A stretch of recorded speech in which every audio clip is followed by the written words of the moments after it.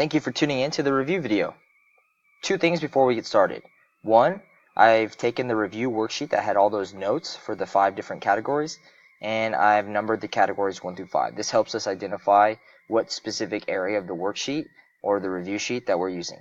Two, the video is going to give you a lot of information very fast, so I encourage you to pause, go back and watch areas that you want to study in further depth. With that said, let's go ahead and get started.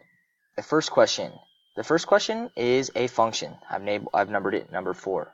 The reason I knew it was a function is because it gives me an equation, and it tells me that I have an output variable, which is the v because it's by itself, and an input variable, which is represented by the t.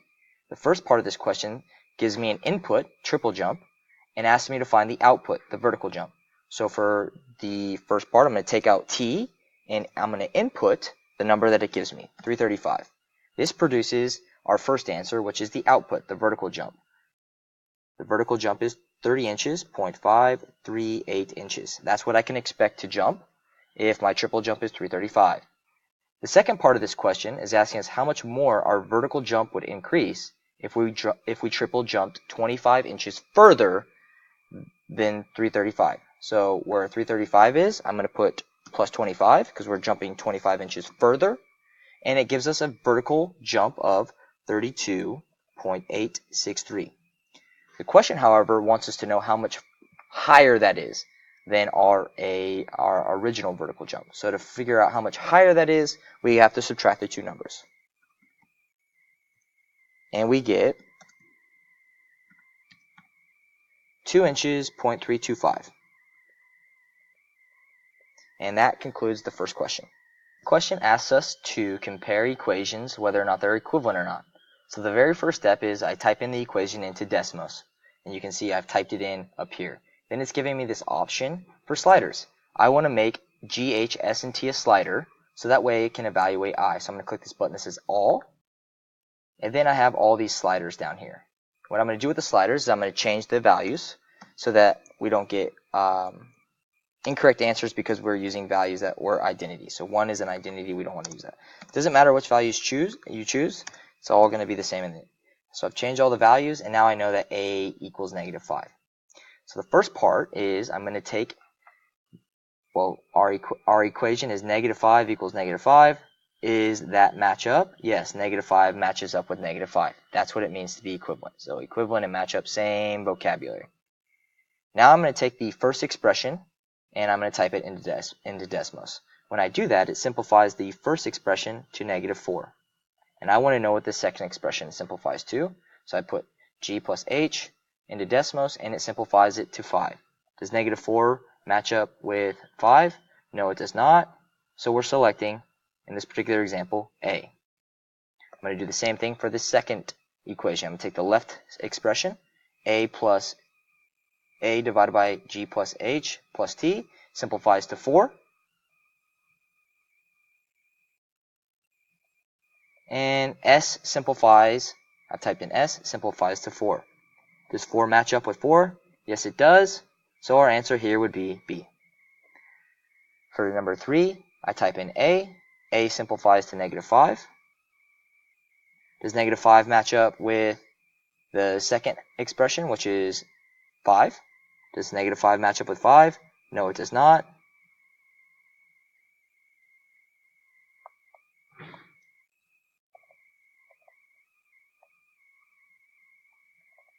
So it is not equivalent, A.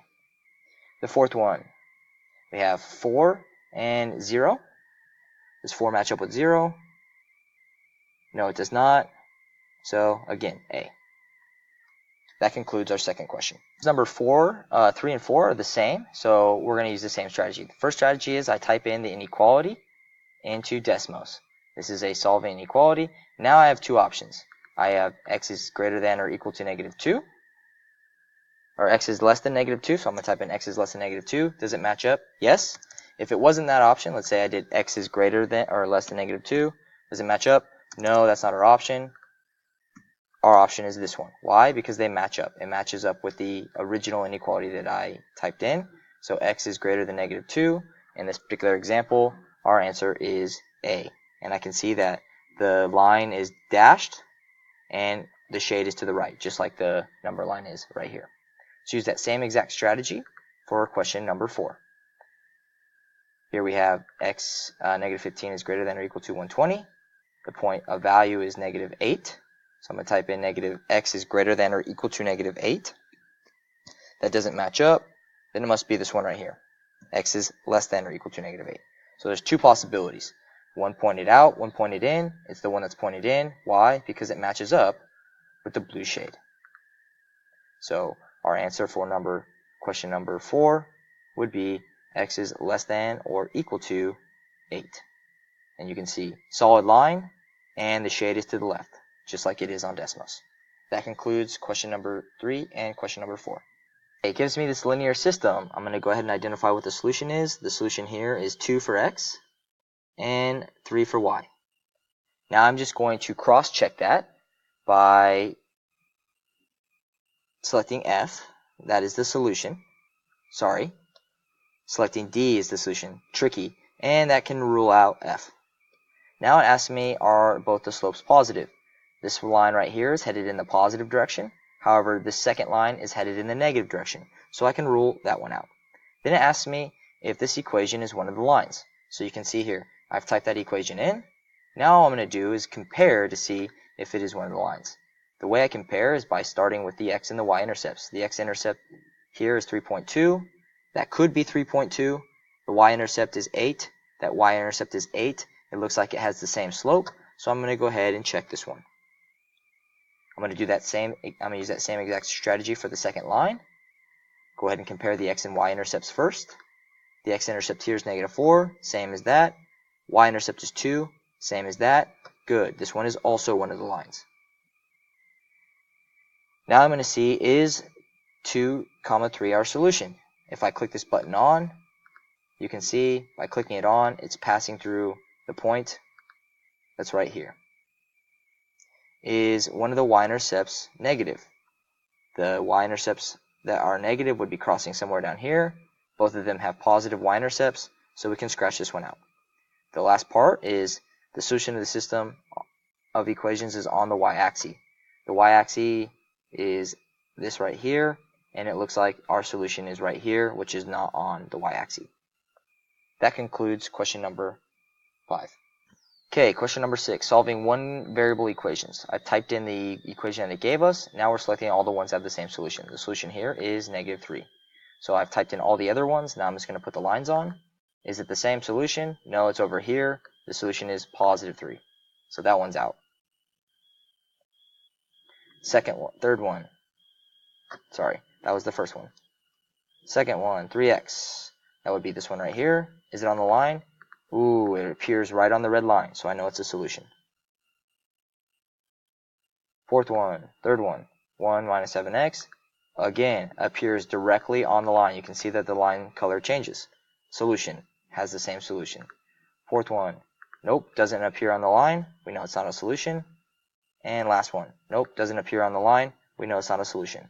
That concludes question number 6. Question number 7, we're going to use the same strategy that we used for question number 2. So I have the original here. I've typed it into Desmos. I'm making sliders for all, changing the value to different numbers so that the identities don't throw us off. And now we have this expression, h equals negative 355, v equals 9, t equals 5. It's asking us to solve for v. So we know that both sides should simplify to 9. I already simplified the left sides. Now we just have to simplify the right sides. So here we have the right side. I've already typed it in. It simplifies to 0.111. We know that's not the same thing as 9. It doesn't match up. This second expression, I've already typed it in. It simplifies to 329. We know that doesn't match up with 9. Third expression, I've already typed it in. It simplifies to 40. 40 does not equal 9. That one's out. Last expression, it simplifies to 9. How do I know? Because it tells me 9. 9, it matches up with 9. My answer is D. That concludes question number 7. It's asking me to select ones that apply to the equation that's given to us. I've already typed that equation in. Now I'm just going to compare x and y intercepts and the slopes. So here we have this graph right here. This graph has a y-intercept of 3. Our line has a y-intercept of 3. X-intercept between negative 1 and 2. Between negative 1 and 2. This one looks like it is definitely the correct graph. So let's go ahead and say yes, which would be B. Second one, this line and this line have different slopes. So I already know, no. Then it says 0, 3 is a point on the line. Well, let's go ahead and put in 0, 3. Does that point show on the line?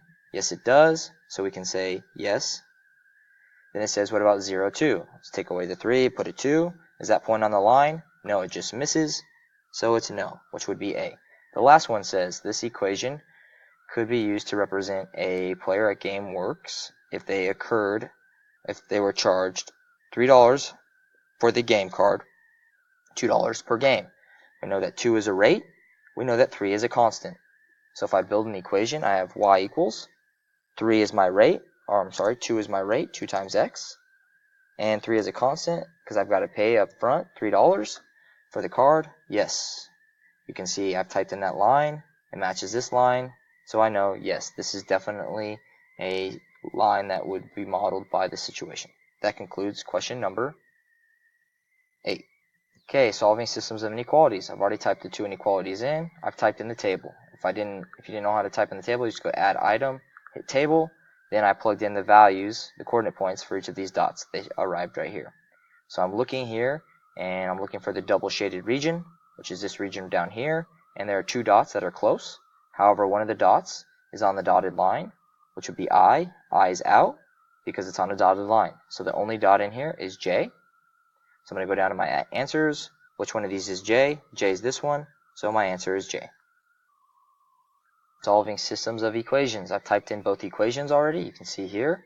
I'm looking for where the 2 intersect. They intersect. The red and the blue intersect right here, which is at 6, 0. 6, 0 is this answer here. Asking me to simplify each expression. I've typed the expressions in exactly as they appear in Desmos. It's asking me to select the one with the greatest value. Which of these numbers is the greatest? 16 is the greatest. 16 goes with D, so I'm typing in D.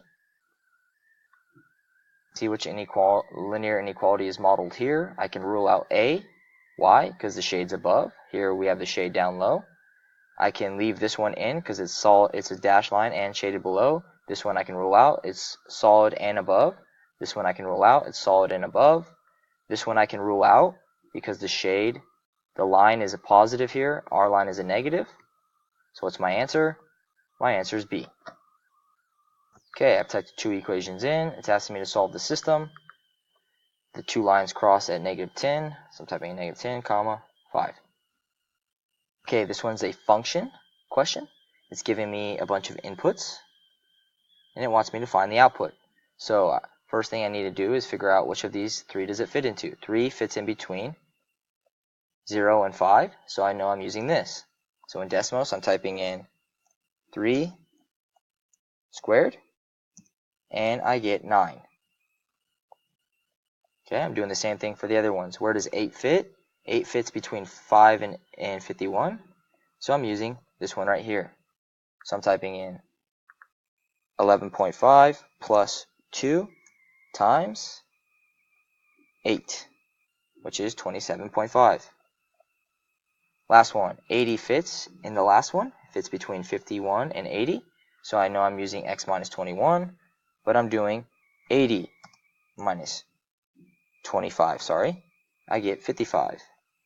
Now it's asking me to take the output, 55, and subtract it from the output for 8, which was 25.7.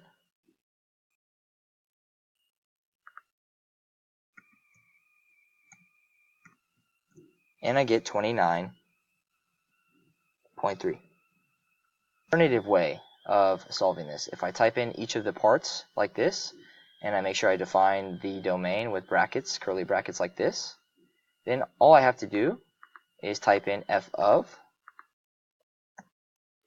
whatever the input is, so f of 3, and click these ones off,